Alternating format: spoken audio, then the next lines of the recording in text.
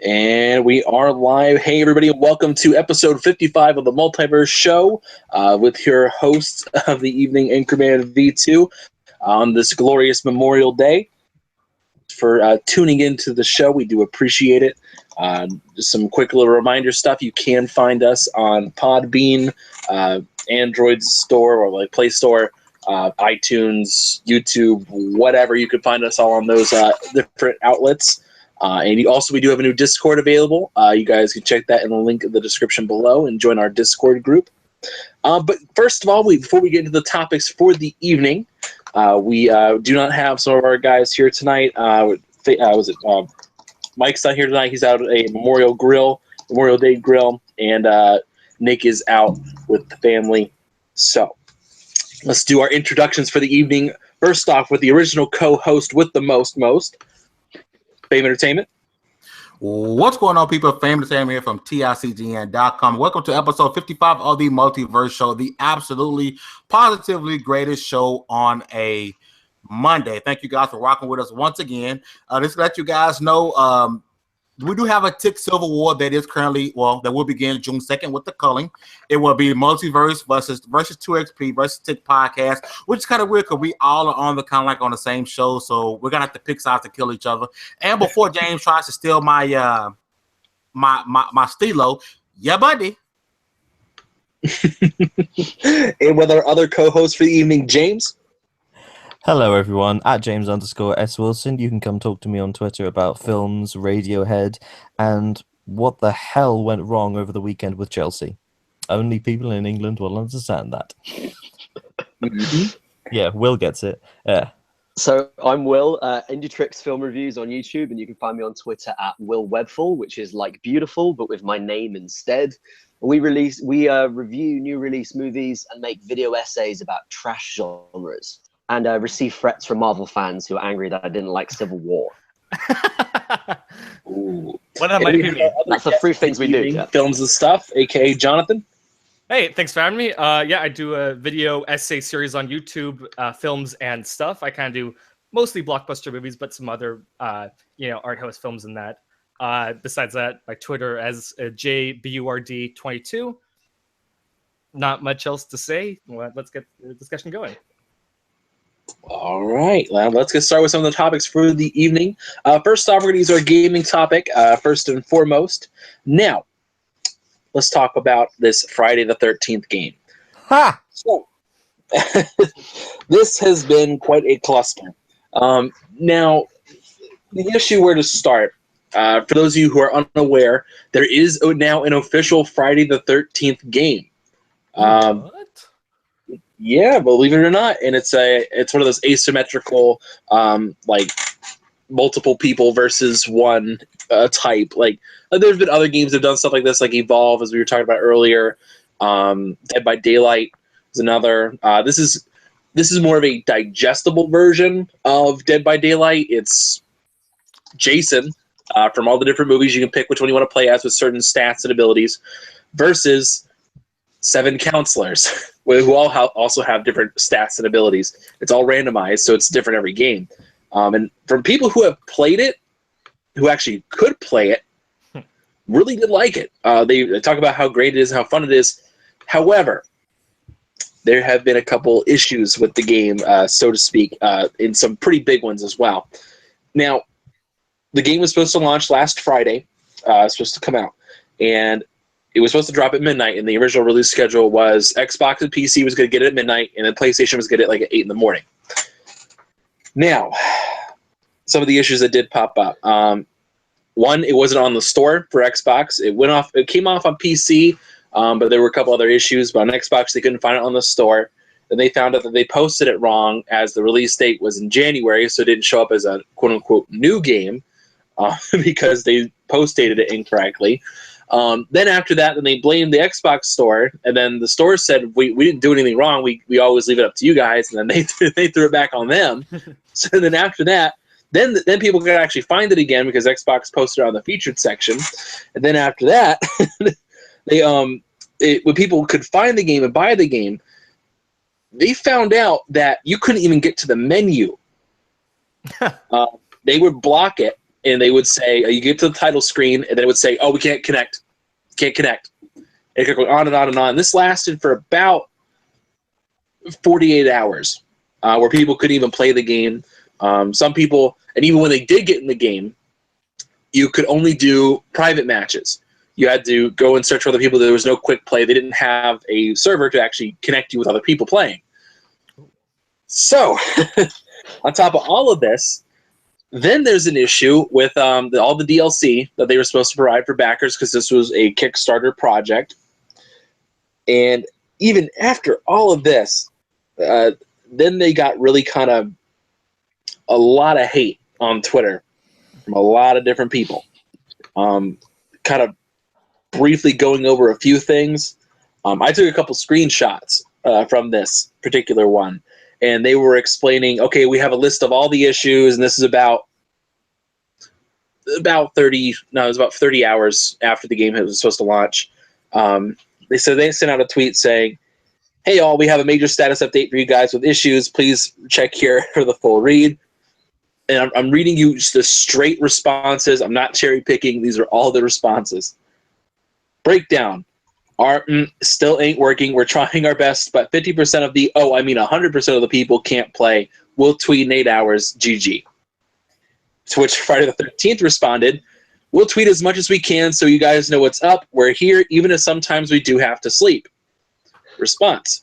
Good. You go sleep. Nice pillow stuffed with our money. Sleep tight. Don't let the money grubs bite. To which Friday the 13th responded, slept on a couch for a couple of hours. It was stiff. Got back to helping our fans so they could play our passion project. You do you, though. To which another person responded, maybe sell the couch for a server. The salt. So much salt. It goes on and on and on. There is a lot of hate coming towards that game. And it really is kind of funny because the game is actually pretty good. It's just everything else about it is horrible. I feel like this kind of went downhill way before launch. I mean, I remember them saying, oh, you guys can pre-order the PS4 version. The next day, okay, now you can't pre-order it. You can't pre-download it, but you can on Xbox. Then like 2 days before release, oh, hey, guess what, guys? You can't pre-download on Xbox now, but you guys get it with a launch. And then the launches and have all these freaking issues. And now, I don't know if you guys have heard this. Now what we're hearing is the Xbox version of the game is nothing more than the PC beta. There's no tutorial or anything. Unlike the PC and PS4 version where there's a tutorial to let you know how the game operates, the Xbox version doesn't even have that. It's just the PC beta, and they charge you money for that. It's complete crap. This is worse. This is worse than when Master Collection dropped and it was broken. It's not as bad as No Man's Sky. Don't get me wrong. No Man's Sky, they just lied about their game. But this is a complete broken mess, and this kind of shows you why Kickstarter isn't always the best thing to go and back when you see a project on there. I can kind of feel for the devs though, because if you look at like the Kickstarter is like $800,000, right? $800,000. And like I don't know how much they got private funded as well. I think it was like $3 million. Fee. Yeah. Okay. Right. So, like they're trying to release it as an A title with like your releases for console and PC as well. I can understand why they wouldn't be able to get it right. I just can't understand why they wouldn't be able to get it right when even the beta testers had a problem with the servers, because all of the Twitch streamers who got early access were just saying, we can't make matches. They had a couple of weeks to sort it out. That's a little bit that. This is why delayed games aren't always a bad thing. No. I've had conversations with friends, like with movies, when they delay something, problematic. With games, there are so many errors that can come in through development that you have to give it that time. And actually, this reminds me the most of when Arkham Knight came out and the PC version was completely unplayable, and that had a record amount of refunds. And I just don't get why they release these games when they're not finished. And maybe pour them out. Start with your strongest one. Okay, the PC one's done. Then move to the Xbox. Then make sure the PlayStation one's ready. I just don't get this. It's very anti-consumer, is what it is. In an ideal world, that would be the best way to do things, but there's no way that a company could get away with that without being accused of nepotism. Yeah. Yeah, it really is kind of odd. I mean, honestly, the smart thing would have been, delay the game. I mean, people were asking you, why not just release it on in October. Mhm. There you go. Oh, that's a perfect time. I just don't get why the Xbox version is the PC beta. Like, what makes you think that's okay? Like, what makes you think you can release it on the PC and PS4 with a tutorial and all these other things, but the Xbox version you kind of like put out what you already have in the PC? That's unacceptable. Yeah, there's no excuse for that. It's a slap in the face. It's a slap in the face to gamers, and these developers deserve everything they're getting on social media. I'm sorry, they deserve it because you could have postponed the game, like Anchor said, to October, and no one would have mind. I'm sorry, they wouldn't have. At the end of the day, the delayed games aren't as bad as what people make them out to be when they're crying about games being pushed back. They're being pushed back because it doesn't work. Yeah. And have any of us actually played the game yet as well? I tried. I tried. I sat on the menu for about 2 hours. Yeah. Yeah. I'll pay your beard out, yeah. I'm not paying money on that game. When this game will go to PlayStation Plus, I'll buy it then. I don't plan on spending a dime on this game. They don't deserve it. Once the service work, right? I just that because like when you talk about asymmetrical multiplayer, I saw like Evolve I could get as a game because it's four players on one side and one on the other, right? But on this game, it's like there's 8 of you as the counselors, and one of you is Jason, right? So in a given like 4-hour gameplay session, you might not ever actually be the killer. So you might not experience like half of the game fully. Yeah, if you're in the same lobby, it's a good chance you're never Jason. But the word apparently is that it's as fun to be the counselors as it is to be Jason. That's what I've heard. That makes sense. Yeah, but I mean, you don't get to choose. It's randomized. Like you have different abilities as opposed to others. Like okay, you may play this match and you have a high fear tolerance. But you may play another match and you have a low fear tolerance. And fear is done in the game as your screen gets darker and like you get tunnel vision. And so like when you have a low fear tolerance, you get scareder easier, and so you can't see you're not aware of your surroundings. You're focused on one thing. And I heard that you can play as Tommy Jarvis as well, like a hero spawning system, like Battlefield or something. Who's Tommy Jarvis? He's the guy who finally kills Jason, like in the final chapter, which is like the middle film in the series. The final chapter. Wait, is that the one before Jason Goes to Hell? I can't remember because there's always that slasher thing where it's like. No, I've just realised. I've just asked you to recall a section of the Friday the 13th franchise history, and there's no way that anyone can do that. I have actually seen all of them, but they all lose order after a while, right? Because the events just become completely disconnected. They're all like reboots after a certain point. He goes to hell and then he goes to Manhattan. I think the real question we all have is, can you play as Jason X? I mean, come on. Mecha Jason is the we're all official thinking that, name. right? You have to be able to play as Jason X. I mean, come on. Let me take a look. Tom Savini did apparently design a new skin. You could play as Jason from Part 2, Part 3, Part 6, Part 7, Part 8, Part 9, and it says Savini Jason. Yeah, Tom Savini designed a new Jason for the game, which looks really dumb, actually. I'm looking at it now. But you can't play as Mecha Jason. You can't play as Mecha Jason? Come on. That's what you want. You could do the sleeping bag kill, though, which he does in Jason X. Oh, that's nice. Yeah. But Is Jason X the worst horror film? No, it's not. I actually enjoyed Jason X. It's not a good film, but at least it's fun. Schlock. It's pure. I'm with you there. I enjoy how bad it is. The freezing her face and then smashing it is the funniest thing ever. Yeah. I mean, all right. So moving on to another topic because I want to have time for this one in particular. Yeah. So here at Multiverse, we're not ones to waste good opportunities with our guests in particular. And we have 2 great film critics here, and I kind of want to get into the summer movie season. Now, there's been several movies that have already come out, but we have several movies to go. So I kind of wanted to get guys about what movies you're looking forward to this summer season. We're defining summer by basically August as far as it goes, really. What movies are you looking forward to?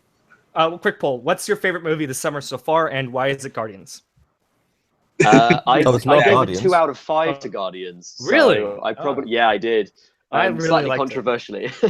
I think my favorite's been Logan so far. I thought Well, that's that not was a really summer. That's March. That's not. It's not yeah, summer. but I mean, I'm losing track of May, it. May's It's been- really the start of summer, really. Yeah, May. Well, Guardians came out in April, I think you'll find. Oh yeah, No, you guys. well, yeah, they're for you. Yeah, in America and Canada, it was May 5th or something. Yeah, but its official release is still technically April, so there. Yeah, that's true. I'm gonna have It's to look at my Kansas. own channel to see which films I've seen because I've forgotten half of them. That's probably not a good sign. I mean, you know it's not what? been great. If you're gonna pick summer as a limit, it's not been great. So No, far, no, it no. really hasn't been. There's stuff to come, which is interesting. I think like so it's- far, like we gave- Fate of the Furious. I mean that. Oh, That wasn't a bad That was movie. actually a lot of fun. It was fun. I I have really like a enjoyed that. blockbuster rating system, and on that system, it was like a 5-star movie, right? Not that I would recommend it as a 5-star film overall, but as far as blockbusters go, I does think what it was pretty much straight down the line. Yeah. It was stupid, Uh, and it knew it was, and that's the key. There's that bit when he gets down on his knees and all those kids run up to him and hug him at the end of the first like kind of race, and I just thought that was really wholesome. It was like one of those Yeah. old Mexican wrestler films or something. It was like Yeah. he's a friend to children, you know, like a nice kind of hero touch versus I just the want- endless I want- murdering villains in who happen to be heroes in Guardians. And I really like how they get the bearded guy, ginger guy from Game of Thrones. Oh They get yeah. him involved. Yeah, That's a well then. He was good.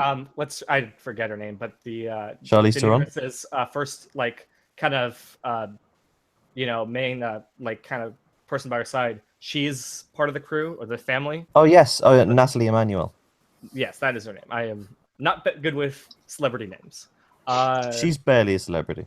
Yeah, barely. That Besides was that, really mean. Actually, I feel bad. No, she's. I mean, she's not like a sellable name, and that's what I think of a celebrity. But Fair besides that, like for the summer, Alien Covenant was terrible, Mm. and then Was and it? then yes, it was. The majority of it was terrible. Some bits of it were fine, but doesn't save it as a film. No, it does not. Was it And then terrible? it was Ugh. terrible. I think it's an active Yeah. fuck you to the Alien series. I think it's everything that I treasure about those first two movies is completely gone. I think the biggest thing about, like, besides a lot of the flaws, the fact that Prometheus ends with this strong female character. She's like, I'm going to go out there and I'm going to find answers. And this movie starts and she is literally a womb for alien ovaries. And to me, that is a line that you cross. That is like, we love Alien and Aliens because we love Ripley. We love that character.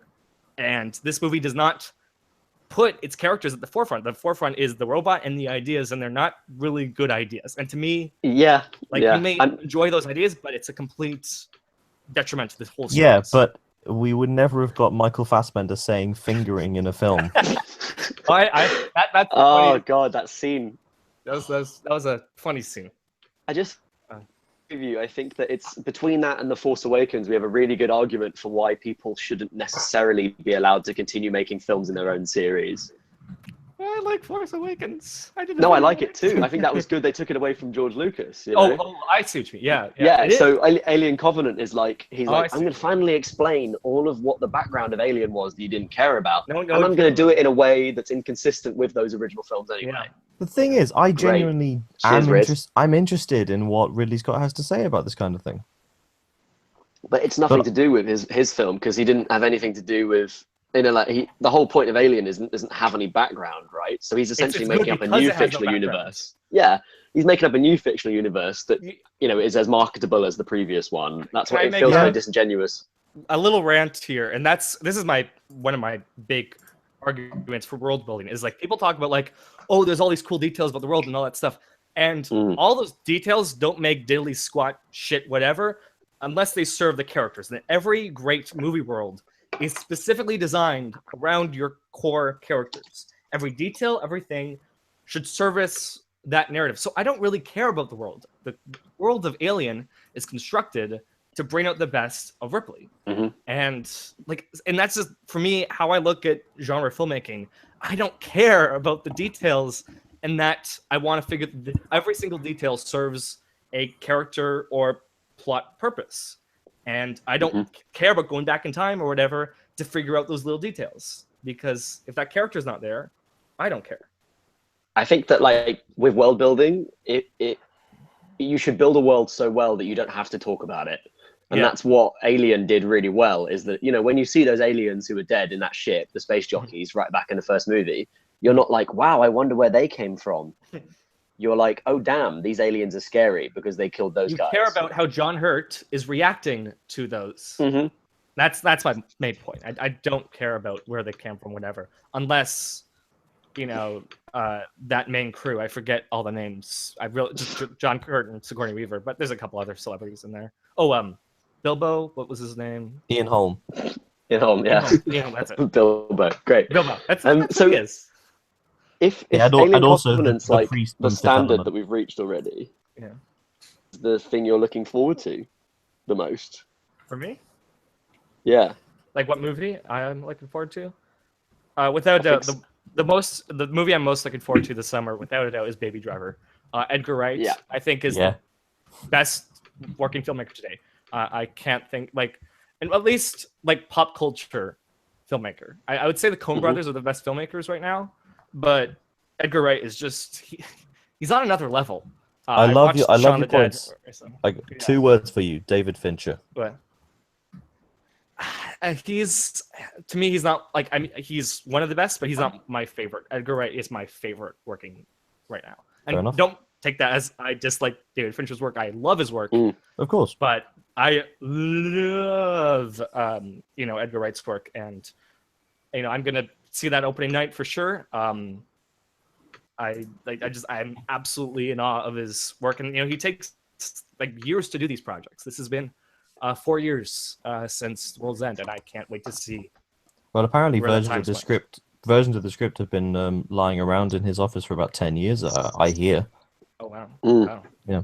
For those who don't know about this, Baby Driver is the new film from the guy who made Shaun of the Dead and Hot Fuzz and Scott Pilgrim vs. the World. And it's about a getaway driver who uses music to drown out his own tinnitus when he was in a car crash as a kid. So the soundtrack is entirely dictated by our lead character, and I love that as a music nerd. Yeah, kind of like taking the idea of what Guardians of the Galaxy presented, but like really accentuating the soundtrack. Yeah, really making that entwined. Instead of an epic action blockbuster Hans Zimmer score, this is a best hits of the '80s sort of. I don't know what music he's pulling from. Didn't you just do a video on this? I did, John. I did on Guardians of the Galaxy soundtrack on how. You can go watch that, and it's more actually about a mixture of how Marvel has developed their characters throughout their movies, and that the soundtrack kind of punctuates how they develop their characters. So it's less about the actual music, but more about how the music is used. But yes, I did do a video. All right. All right. So, Indy, where are you sitting? What film are you most looking forward to? So I'm gonna go a little bit out there. I was gonna say It, but apparently that's out of summer because that's September. Yeah. Now I am a bit of a horror fan, and obviously I'm looking forward to Dunkirk and all that stuff, all the big ones. But my most looking forward to film is going to be Death Note. I really want to see what Adam Wingard does with Death Note for Netflix. I think that's an interesting combination of things. Death Note was a really good book. It was an okay anime. It was a bad live action film. Wingard is a really weird filmmaker, one of the weirdest filmmakers that is working in mainstream film in America. An interesting fact about Wingard is that he still operates his own Tumblr, where he posts nude pictures of himself and his girlfriend doing BDSM like all the time. You can seriously? It's all there. He's just totally happy with it apparently. It's a really bizarre thing, but that kind of makes him, I think, weirdly a good choice for a Death Note movie.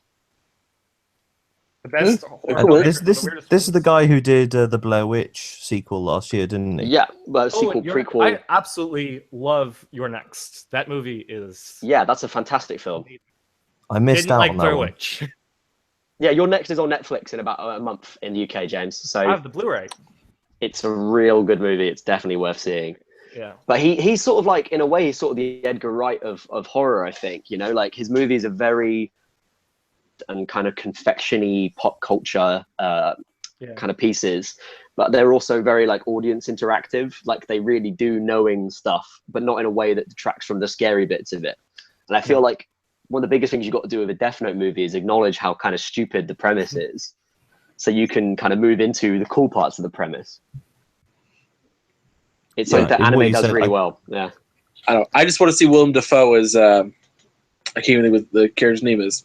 Right, the Evie. Shinigami. Yeah, that's Yeah. going to be an interesting casting. And I think if I'm going to see something on the big screen, I mean, I'm kind of excited about the Book of Henry, which is Colin Trevorrow's little drama. I mean, that looks like That's a the really one with interesting Jacob film. Tremblay, isn't it? Yeah, You mean Redemption for Jurassic World? definitely. I mean, Colin Trevorrow made, Safety Not Guaranteed, which is a really good comedy drama. So I'm hoping it's more like that and less like the ruddy Jurassic World mess that we got. Oh yeah. Who did Short Term 12? What was that? Oh, that wasn't him. That was Short Term 12. Short Term 12. Yeah, who was that? That was with that's the ladies in Room as well. Brie right? Larson. Yeah, it was Brie Larson and Rami Malek. Directed that. Destin Daniel Cretton. I beg your pardon. I thought one of the Star Wars guys did it. He's doing what's he doing next? He's doing. I heard he got signed for something. I don't. The Glass Castle, whatever that is. Hmm. Okay, great. But yeah, like I think the Book of Henry had a really good trailer, and I'm sort of drawn in enough to wait until I see it on the big screen. Is it a sequel to Book of Eli? Ooh, a prequel. That'd be great, wouldn't it? A nice quiet character drama that. It's too many kids, I think, to be a movie about Book of Mormon. Yeah. All right. Okay, so James, what are you looking forward to? What's your summer movie you're looking at? Well, if we're going for the massive superheroes, I think Spider-Man could be pretty good. Yeah. But I think if we're really going down to brass tacks, if there's one film I can go see this summer, War for the Planet of the Apes. Damn it, you picked mine. Yeah. I think this has been a franchise that nobody expected to be as good as it was in the first film with James Franco, and then a sequel which had that even less famous characters apart from Gary Oldman in it, which was also really good. And who knows, now with Woody Harrelson as the bad guy, everything seems to be in place. Toby Kebbell and Andy Serkis are killing it as non-real apes. Well, not Toby. He won't be in this one. Oh, of course not. I beg your pardon. Is he not? Is he not doing any mocap for this?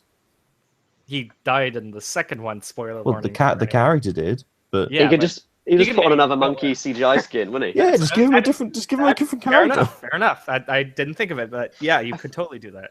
I feel like with those movies, like some movies I go to see, like I'd say a Transformers film, and I really feel like I'm not in the audience for that movie. Like I'm not the target for it.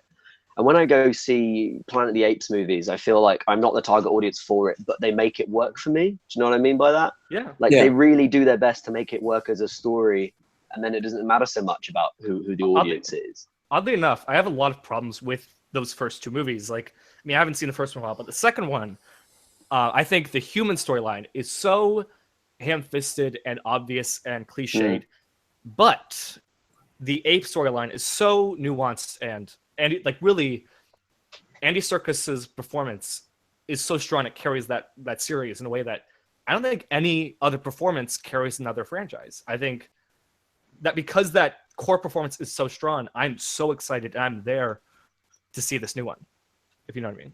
That's exactly it, yeah. How long before we get... where it's really difficult to surpass the first of a franchise.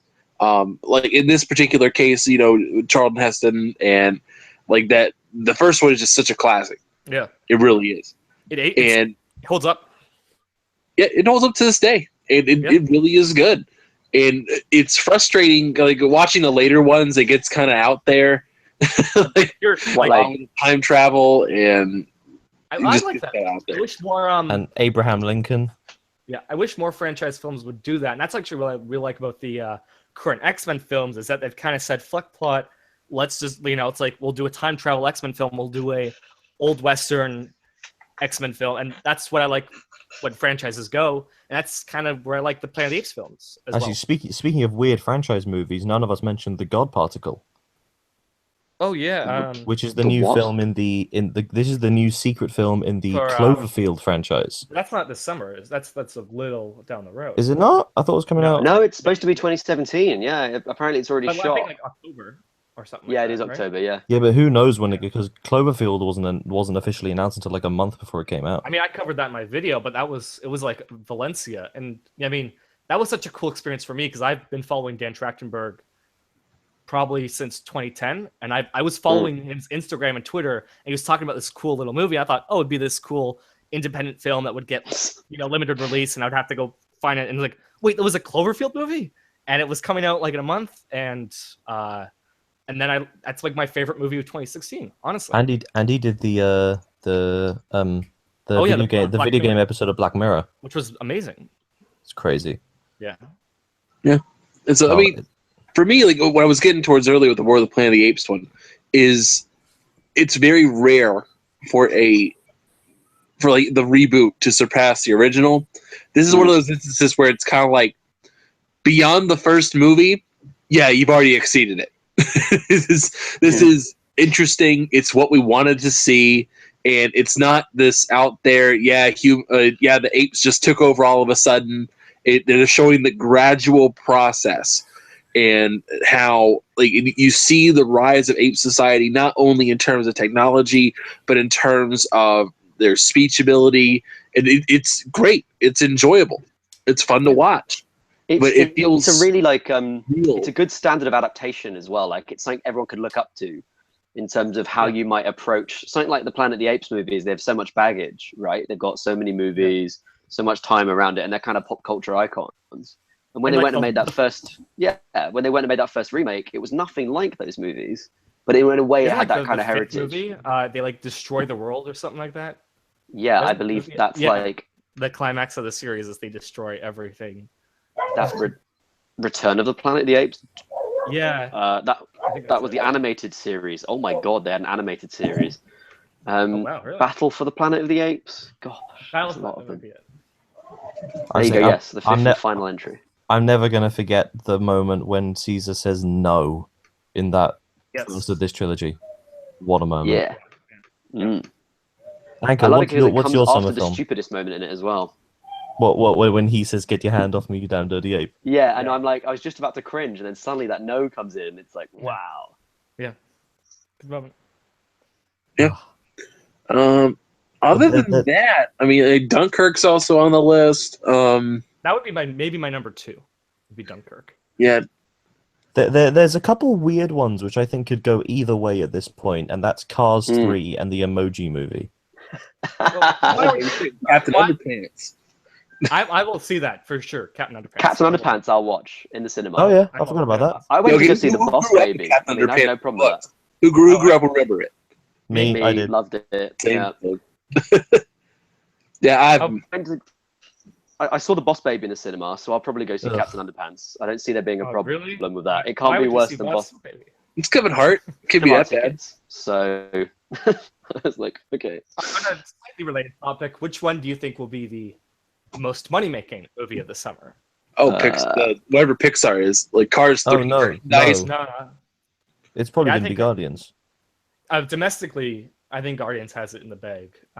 It's already made like 340 already, and it's holding like a champ. Its legs are better than its fourth weekend is on par with like Avengers: Age of Ultron, despite having a significantly lower opening weekend. So this thing has a lot left in the tank. That's interesting. We should probably check that out. Let me check real quick. Yeah, keep talking about it. I think Cars 3 probably has the potential to be a big money maker. Right now, Disney's just being a champ. I think if you Disney look at has the world, lockdown. if we're looking for worldwide box office, always bet on an animation because they Big One always. 3 would probably be. I think. I was about to say that. Yeah, that would probably be it. Transformers, maybe even worldwide. I feel Yeah, like they just- Wonder Woman has a bigger chance than Transformers. I know it's on a smaller bit of advertising budget, but I think there's more goodwill towards that than there is towards Transformers now.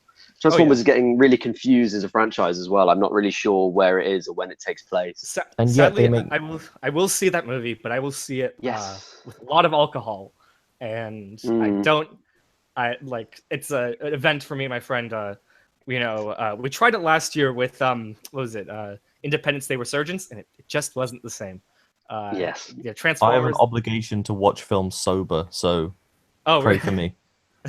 Yeah. I According can never do to according to Box Office Mojo, again, these are estimates. These aren't like hard set or anything yet.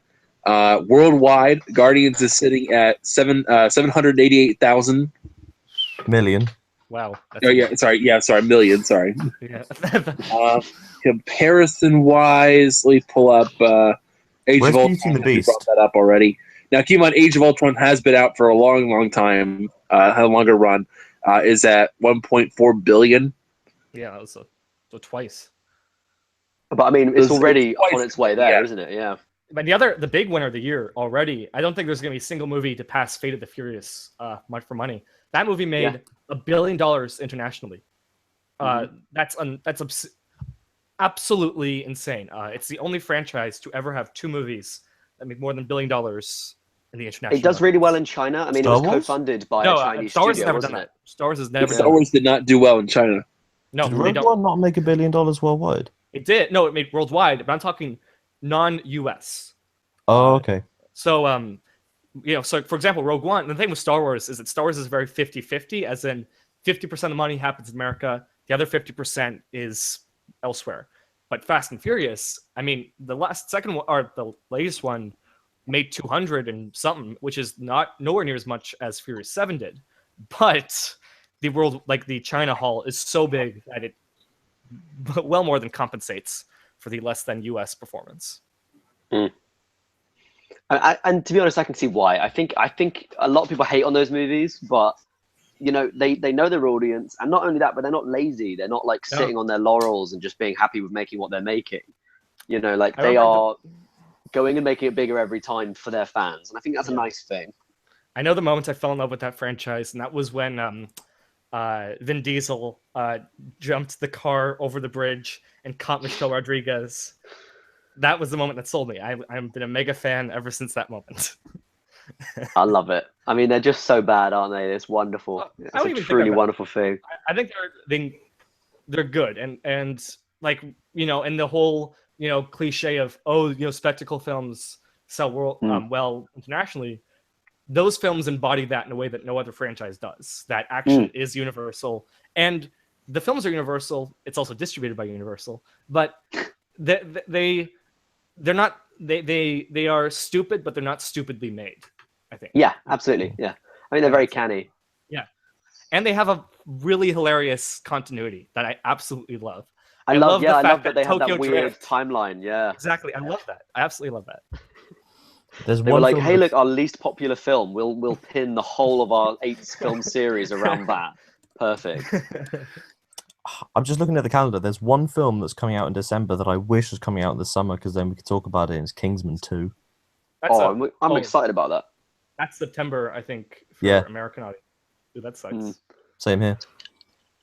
I feel like that's one of those movies that could go either way as well. I mean, I felt that about the first Kingsman, and I really enjoyed it.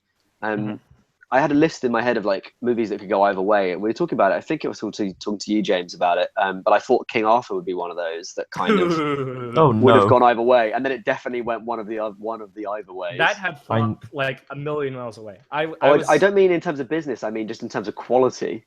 I thought that could have been interesting, but it definitely wasn't, as far as I can tell. I can't support a movie in that regard. To me, as like from a financial standpoint, I can't support a movie when it so obviously is going to disappoint and not make its money back. Is this like the first... last? No, please. Sorry, what like the last King Arthur movie, which came out in 2004, made the exact same amount of money in the States, just a little bit more. So you honestly thought that you were gonna do better, and had Keira Knightley right after Pirates of the Caribbean, like a no. Star. I didn't think it would have been. I wasn't saying I thought it would have made money. Yeah. I thought it was a bad idea, and I think Swords of Sorcery are kind of covered by TV quite well at the moment. Yeah, that's. I think that I just thought it could have been an interesting take. I thought Sherlock Holmes, under Guy Ritchie was an interesting movie at least, and apparently I was completely wrong, which I'm quite happy to admit in this instance. And David Beckham is in that film. I'm quite interested to see what he's like on screen. Yeah. Wow. He can I just say he's not in the film. He's in it for about 15 seconds. But Paul McCartney is in Pirates of the Caribbean 5, and that made no sense either. So That was That probably makes the funniest that scene makes in the more movie. sense. That was he was the best performance in that movie. Was Paul Ugh. McCartney. Did we all watch Pirates? Pirates Oh, 5? are we actually doing this now? Yeah. Let's do it. Let's do I just it. want to. Did anyone else get a real sense of, like, you know, when you go to like Universal or Disneyland and they do those stunt shows? It Oh, I really think I felt know like a what you- stunt show. That first That's giving chase it too sequence much where they're credit. running off to the bank. He's doing all those pratfalls and falling off Speaking stairs of and stuff. Fast and Furious, that was a complete ripoff of Fast 5. Oh my god! You know Through and something? through. I've seen Yeah. Pirates twice now because I hate my life, and Why? if I Why? Yeah. because I saw it 2 months ago and I Inexplicable. wanted to know if I had missed anything so I could write a Okay. proper scathing review, Fair enough. which I did, 1.5 out of 10. And I was watching it the second time and I thought, if they had gone the Fast and Furious route and made the fifth one a weird, like, seafaring heist film Mm. with Captain Jack Sparrow, I would have loved that. Hmm. I mean, But they didn't. They just made the first one Yeah. again. Yeah, and it was not even anywhere as close as good as that first one. No. I like that they I just. saw the movie this morning and kind of give context. You know, I had a nice 8 hours of sleep. You know, I wake up, have a nice breakfast. It's the 12:15 showing. I'm well energized, and I was fighting sleep at like the hour, like at 1 p.m. It was one of the most boring experiences I've ever had in a movie theater, at least in recent recollection. Yep. And it's weird because I don't know. There is no pin to, like. There's no Jar Jar here, if that makes sense. Despite the fact that Captain Jack Sparrow very much is a modern Jar Jar now. But like for me, it's like, again, like I like what you said about Fast 5, like a heist sequence to a one thing to pivot the entire movie around. And this movie has absolutely no center. There is no leading performance. There is no main character. There is no main storyline you can follow. And the number one filmmaking rule: make me care. This film put no effort into that. And it's weird because they had sort of the ingredients for a lot of that stuff. They had a couple of possible cast. candidates for a main character. They had a couple of possible candidates for a villain, and they didn't really choose to invest in any of them. I thought that Javier Bardem was doing his best to kind of keep everything going there. But yeah, he couldn't do it. Like, the movie was very wrong. I kept thinking about Guardians of the Galaxy Volume 2 during it, because what I like about that movie is that it's really Yondu's movie when you look at Guardians. And so what it does is it shifts the characters, shifts the perspective, so we can get a narrative that mainly focuses on Yondu, so that his sacrifice really lands. And I was thinking that, like, I think that whole arc is wonderfully done through Guardians. And this movie has a very similar sacrifice with Barbossa. And the fact of the matter is that the movie is not structured in a way for that to land. He is not the main character. You meet him, I think, maybe half of the way. 20, 30 minutes into the movie? Yeah. It's a fair while at any rate. And there's no time for development between him and other characters. You don't get that whole storyline comes in maybe 35 minutes left of the movie to go, where you even hint towards it. And like, fuck you, movie. Do your work. Do your legwork. They bring it up out of nowhere and expect us to care. Do your legwork. If you have a main arc you want to do, you gotta set it up. You gotta do your work. A movie is a lot. It made you bored. The King Arthur made me bored. When I was watching this, it just made me confused, and then I was happy at how terrible it was, and then I was angry because it kept getting worse. Yeah, it was a very weird experience to me. The third act is significantly stronger than the last two acts. Yeah, but significantly stronger from dog shit is still terrible. I found myself shrugging a lot, just like, okay. Yeah. All right. Okay. Every scene, like, I don't really know what to make of that, but okay. Yeah. I suppose that works. I saw it in the Leicester Square Odeon, which is a wonderful cinema and massive, lovely projection, big screen, and the right kind of thing to see. Maybe Pirates of the Caribbean 1, but none of it landed. It didn't have any spectacle in it for a film that was full of big visuals. It didn't really have anything going on for it. Yeah, I mean, like other things, like there's a really cool looking sequence about, I don't know, halfway through the movie where they go to Salazar's origin story, where they show all that.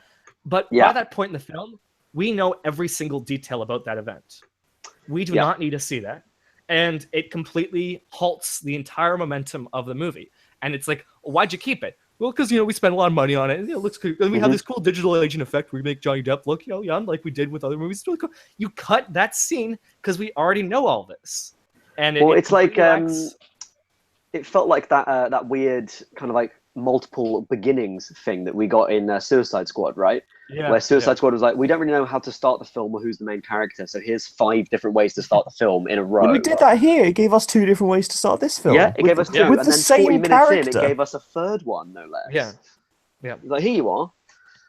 And so, Oh, for God. example, if you put that scene in the beginning, which would be a good place, then when you cut to Brendan Thwaite's character, who's on the ship, and you see the Devil's Cove in the distance, then there's tension. Then there's, oh no, we know what's in there.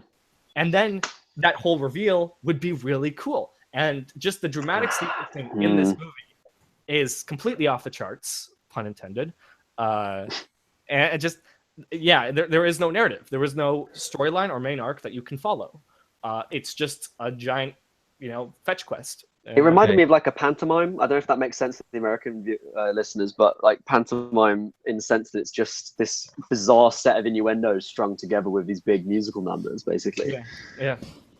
All right, we can't keep talking about pirates because I'll lose my mind. Well, you've already seen it twice, haven't you? I think. Yeah, I can't. I Just just reliving it again. It's like PTSD for me. Yeah, I'm sitting here. I muted the mic, so I'm going la la la la la la la la when I hear this. That's fine. I think I'm done talking about it too. Oh, All right. So, any other movies you guys looking forward to, or ready to move on? Valerian. this Valerian's summer- going to be an interesting film. It'll be interesting for sure. I don't know this if it'll be summer, good. no, I before suspect it won't. Ragnarok. Yeah, that looks like an interesting film. November. I know. It's not coming out this summer, but Thor. Oh yeah, that's great. Thor's on there. Best trailer of the year. Oh Yes, Yeah. trailer of the year. Yeah. For sure. because he's a I friend find from that work. increasingly with the Marvel films that their trailers make more sense than their plots do. But I'm interested to see the movie as and when it comes out. Yeah. I do like mean, Taika Waititi. Waititi is like Hunt for the Wilder People is phenomenal, and it sucks that Edgar Wright didn't get to do his Marvel film, but this probably the closest thing. Yeah, All we'll right, see how much control he had over it, but we'll see. Probably a lot. All right, guys. It's really been a blast having you guys on talking some films. We don't really talk about films too much on this podcast, but we really do appreciate it. We try to whenever we can. But really, thank you guys for showing up on the show tonight. Thank you so much. It's been a pleasure. Hey, before we wrap up, let's play a little game. Sure. We definitely have time. Ladies and gentlemen, welcome to the second time we've ever played this game, Keyword Countdown. For those of you who don't know what Keyword Countdown is, IMDb has some crazy plot keywords that anyone could submit for any film. I've compiled a list of 5 different films. I'm going to say 10 keywords, and you, Anchor, Will, and John have to guess what the film is. Film number 1. Okay. Okay, I'm ready. Rivalry. You can guess at any time. Face Off. No, damn it. X-Men. You mean Clue like number X-Men 2. Origins? Clue number 2. Pretending to limp. The Usual campaign. Suspects? Sorry? Usual Suspects? Oh, No. Unbreakable. No. Damn it. Number 3. There Will Be Blood. Bare-chested male. There Will Be Blood. No. No. Gangs New York. No. Hulk. Incredible Hulk. Good. Number 4. Eastern European man. Born? Like Identity? No. No. Civil War. No. Okay. 2-word title. Face Off would fit that, but we already kind of fit that. It's Wait, Die Hard. No. All right. Oh, that's a good one. That's Next a clue. great one. Next clue. That's pretty close though, right? Obsession. Obsession. Like, every movie covers that. I'm hearing great answers, but I don't know. not Eastern Promises, is it? no. Oh, Okay. Rocky. All right, here we go. Here we go. Are you ready? 19th century. Oh, Sherlock Holmes. No. The Prestige. Yes. What? Nice. Wow. Nice. The Prestige.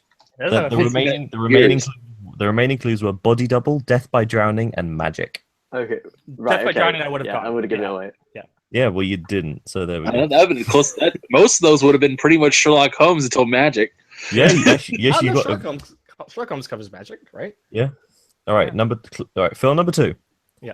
Clue number 1. Mother-son relationship. Psycho. Carrie. God No. Only God Forgives. Deep cut for the Winding Refn film. Cult film. Bubble Boy. Anyone seen that movie with Jake Gyllenhaal, the early comedy? Friday the 13th. No, No. There's one. Right. There's one on the tip of my tongue. I can't. Rosemary's Baby. Clue number 3. Jail cell. So wait, what are the first two? Mother-son relationship. Mother-son Cult relationship. film. Cult film. Jail cell. All right. Clue number 4. Broken dream. That applies to so many movies. Yeah, All it's right. really big. Okay. Clue number Really 5. Subculture. Subculture. Subculture. Don't blame me. Blame the people at IMDb. Oh, what is it? All right. No, next clue. Split screen. That's great. Vantage Point. I think split screen. All I think is like Unfriended. Halo. Halo. Is it Stop or my mum will shoot? No. Oh my god! I can't believe you just said that film. It's one of my favorites, of course. Okay. Next clip. Fast motion scene. What? So not a slow motion, a fast motion. What's like All Betty right. Hill fucking running around? Okay. Next clue. Hallucination. Far Cry 3. All right. The next one. Drug addiction. Is it Requiem for a Dream? There we go. That's There we I go. got it. Thank you. I was. And the final clue. Double-ended sex toy. Yeah, that gives it away. Yeah, I would never have guessed that. All right. We got a couple more. Let's fire through them. Clue number 1. Controlled environment. Song. Cube. Total Recall. Matrix. Good guesses, but no. Clue number 2. Alternate reality. The 13th Floor. Butterfly Effect. It's not. Is that? That's not real. Clue number 3. The one that got away. Wait. Ewan McGregor. Damn it. Big Fish. Island? No. Uh, Clue number 4. Island. I just said the island. That's funny. All right. Here's a big one. Character name in title. Simone. Harry Potter. No. That's alternate reality. All right. Boat accident. Godfather. 2. No idea. All right. Next one. Box office hit. Okay. As opposed to flop, as opposed to. Yeah. We got some terrible films that win. I'm not Right. gonna. This doesn't make it Okay. less obscure. 3-word title. So the person has Somebody's three. name and 3 words. Oh, someone's name and then 2 other. Or is the person's name 3? No. It's the whole thing. Okay, the whole thing. 3-word title, and the character name is in the title. Okay. All right. Two more clues. Voyeurism. Rear This Window. movie sounds great. And the final clue. Fake TV show. Truman Show. The Yes, Truman Show. there we go. Yes. Man, I'm Nice. All right. 2 All right, more. I get that. Now, Right. I'm expecting Will or John to really get this. Uh, All right. Clue number 1. Existentialism. Eternal Sunshine. Train of the Spotless Spotting. Mind. No. Fight Club. Written by director. Synecdoche, New York. That's a good one. Clue number 3. Psycho thriller. Qu'est-ce que c'est? Memento. No one got Wait, my Psycho- talking head joke. Psycho Psycho thriller. Killer. Killer, not Psycho Psycho Thriller. Thriller. Jeez. Psycho thriller. I was making a joke. I was Psycho Thriller. Oh, jeez. Employer-employee relationship. Bill. Gosh. No. Self-injury. It definitely sounds like Fight Club. It's not Fight Club. Yeah, it's not. Okay. That's not Pulp employer. Fiction. power outage. Die Hard. Put it down. Die Hard. Oh, I wish I All of watched them more Die Hard. good films. Female rear nudity. Great. It really narrows it Big down. Lebowski. Well, how many existentialism films have nudity in them? Actually, a I lot. think all of them, dude. Yeah. I just a lot don't of them know. do. Yeah. It's kind of a prerequisite. You have to have a Next shot clue. of like them. Stabbed to death. Is it Inland Empire? No. Okay. 2 more clues. Artificial intelligence. Ex Machina. There we go. Yes. Boom. Fair play. That was it. The final film. So it's 2 for 2. 2 for 2. It's never So been this so decides real. that Anchor, you can't win. Hey, I could spoil though if I get this. Yeah, you can, and then we'll have to do a tiebreaker, and I haven't prepared one. All right. Storytelling. The never-ending People say- story. Lord of the Rings. Wheelchair. Big Lebowski. Okay. Teacher-student Die Hard, why not? relationship. At Teacher-student people? relationship. I'll say that again. Teacher-student relationship. X-Men. Pay it forward. I don't know. That's what I got. Abandoned hospital. Session Oh, 9. 28 Days Later. It's not teacher-student. No. Hazmat suit. Breaking Bad. E.T. Breaking Bad, it's great. Inspired by Pandora. Pandora. What Pandora are we referring Inspired to? by Pandora. Yeah, like The radio Pandora's Box. service, yeah. The jewelry store? Yes, the jewelry. No. Character repeating someone else's dialogue. This is what I have to work with in Ice IMDb. Avatar. Hit by a truck. Fungus. The Last of Us movie. It doesn't exist. And the Hey, final just clue. Stating words. Zombie children. Oh, it's The Girl with All the Gifts. There we have a winner. Thank you. I don't even Cheers. I don't even know that. What's the movie? The girl with The all the Girl with gifts. All the Oh, Gifts. John, you'd love it. I have It's a not- good okay. movie. It's like an intelligent kind of apocalypse movie in the vein of like John Wyndham. With all the gifts movie. Co-production. Glenn Close. I'm gonna add it to my IMDb watch list. Oh, it was my number 2 of I- last year. You can watch my review of it, which is on my channel. Nice. Oh, I forgot No you problem. reviewed it. I wouldn't have put it in the list. Well, it's a shame I didn't get it until the very last bit. Obviously, I wasn't doing very well. Oh, so we have a new keyword countdown champion. Yeah. So what do I get? Like, what's the prize that I get? You get Pride. In Yeah, the Name Pride, of Love, yes. the Okay. single Until by we can afford U2. something else. In the Nice. name- All right. All That right, seems like guys. a good way to call it quits. All right, that was fun. Anyway, guys, we got to wrap things up. Get everybody back to your Memorial Day weekend. For those of us here in the States, we still got a couple hours left. Real quick, do some outros. James, where can people find you? People can find me on the tweets at James_S Wilson. There should be, I don't know, things happening soon. I don't know what's going on. All right, and one of our guests tonight, Indy. You can get me at youtube.com/indietricks or on Twitter at willwebful. All right, and we have Jonathan from Films and Stuff. You can Where find can me, people find you? you can find me on youtube.com/films and stuff, as well as my Twitter at JBURD22. All right, and thank you guys for showing up on the show. We do appreciate it. This has been the Multiverse Show, episode 55. Thank you guys for checking it out, and we will see you guys later. See ya. You better. Cheers, dude. Have a good one.